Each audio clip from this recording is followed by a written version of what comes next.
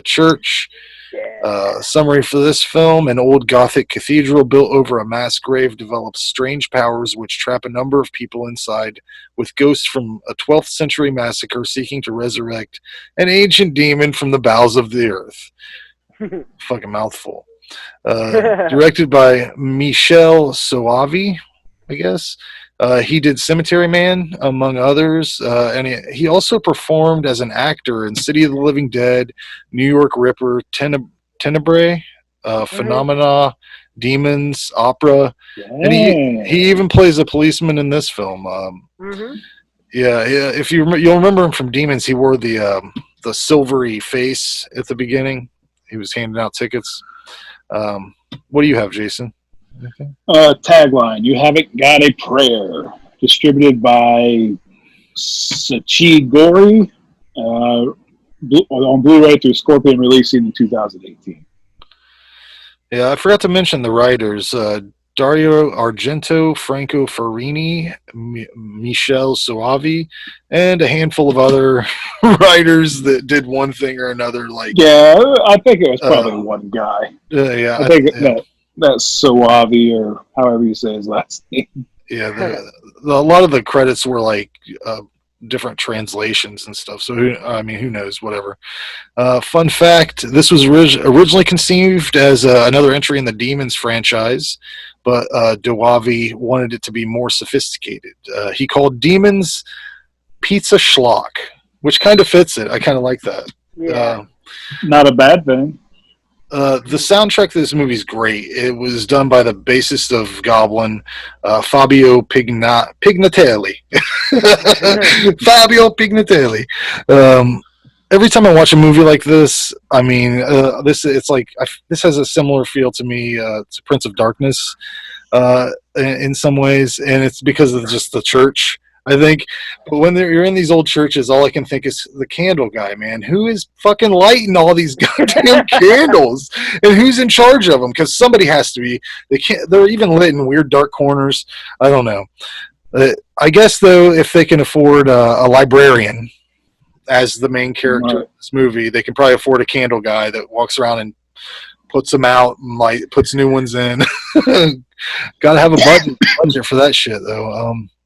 There's a pretty wicked Jackhammer Suicide in this movie. I've never seen that before, I don't think.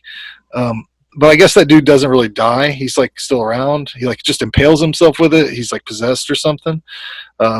This thing's wild. This whole movie.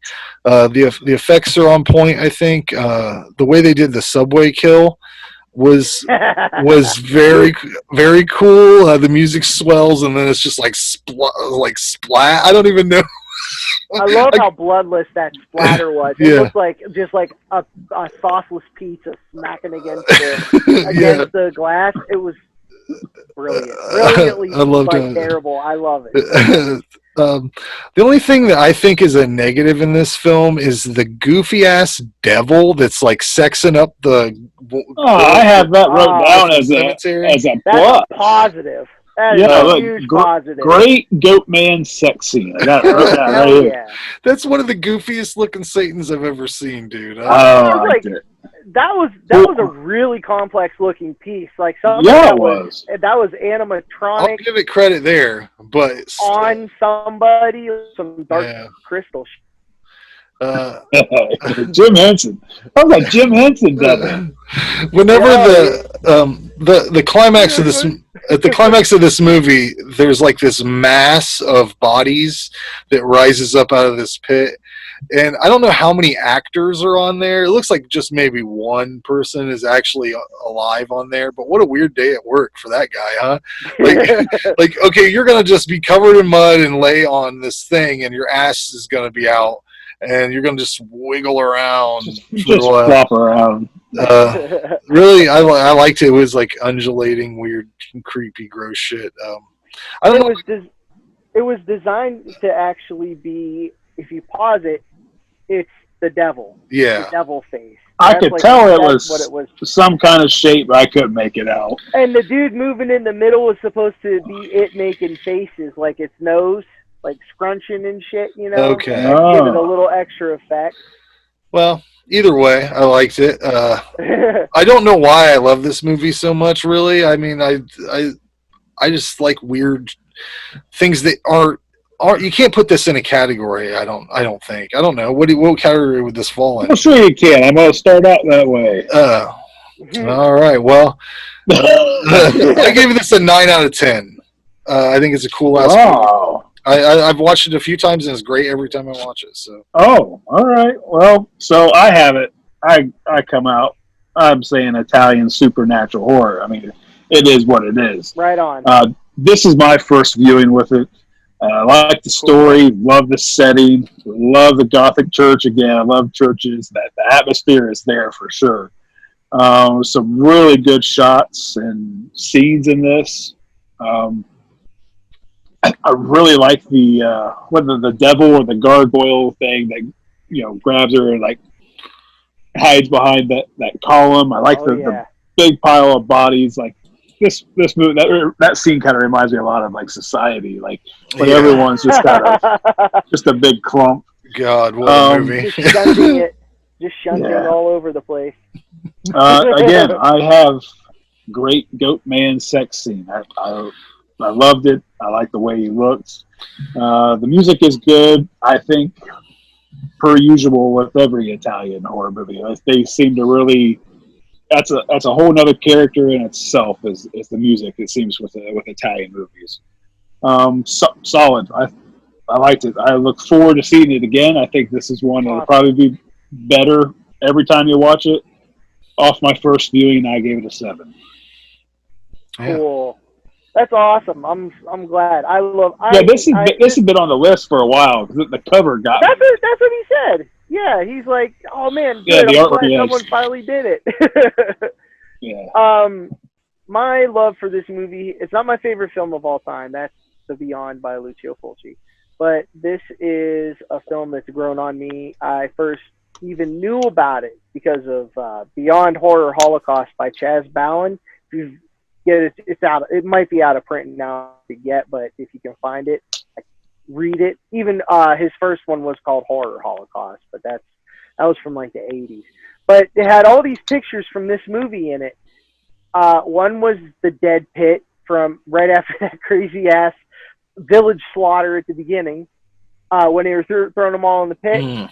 There's just like this it's like a big book, and it's a 2-page spread of that. No words, just that. And I was like, holy shit, that's crazy. I love that. And then the next page was Goat Man mid-thrust.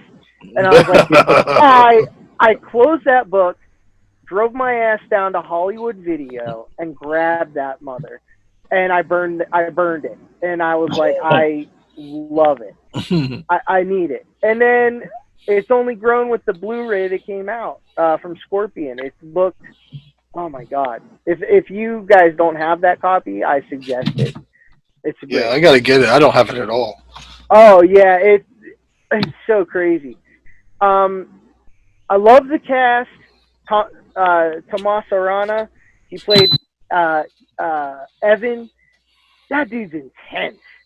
Like his face is friggin' statuesque and intense. Like even when he's being pleasant, it's like that dude don't trust that dude. The Father Gus, the hero, was Hugh Quarshie. He was in Nightbreed and the Highlander. He was in Highlander. He was McLeod's friend. Barbara Cupisti, she was in Stage Fright that Michele Soavi also directed. Great movie. An opera. Yeah, I own it, but I've only seen it once. I need to watch it again. Love Stage Fright. Yeah, young Matthias Argento. We all know who she is. And then Italian splatter mainstay Giovanni Lombardo Radice. City of the Living Dead, House on the Edge of the Park. Great soundtrack. Keith Emerson was the lead on that soundtrack. Emerson, Lake and Palmer. The lead on that soundtrack. He also did the soundtrack to Inferno, Argento's Inferno, the second in the Three Mothers trilogy. Great. That's a great soundtrack too. I really, really love that devil statue though, Jason. I'm right That's always been a point for me. I love that. Like, yeah, the chick's naked butt is pretty nice too, but like, it's Tomas Arana in that makeup, and she's standing. Remember her and this. This is something real subtle, but I love it so much. Her and her boyfriend or whatever they were having that argument. They talk about that Frank. She called him from the gas station, and she's standing on a helmet in that demon's arms, and it says Frank on the helmet. It's written in like magic marker. It's just something stupid that I noticed. I was like, all right, that's kind of cool, because it was the dude seeing it. Yeah. And then I really, really love the old lady using her husband's head as a bell ringer. Oh yeah. Did you expect that? Like, yeah. I was like, holy shit, that was amazing. And it was just like really off-putting because she was like singing and just so happy about it. It was a creepy ass scene. But there's nothing I hate about this movie. The set, the church, the whole Goonies contraption they have in the background of the church ceiling itself, with the sand and the water and all that stuff and the blood. Oh yeah. That giant painting was crazy. I can go on. Like, I know we have unlimited time, but let's not make it unlimited. So, but this one's a 9. I love this movie. Yeah, I want to add too that I give them credit too for doing the intro, the crusade part or whatever. Oh, I think most people to save money would just kind of be able to tell it verbally. They did this back in the day. They actually tried to show people time. Most times they would just like show like an old book and like have a narrator over top of it. Have someone telling a story. So they weren't lazy. They weren't lazy with this movie. I liked it. Yeah. Yeah, that village scene was really. It got a little. Could have used more blood, but it was good. A little, yeah. It could have. They were like kicking heads around on the ground and stuff, and there's like he trampled a baby at one point. Yeah. I mean, it got hokey, but it was a brutal scene. I liked it. Yeah, it was fun.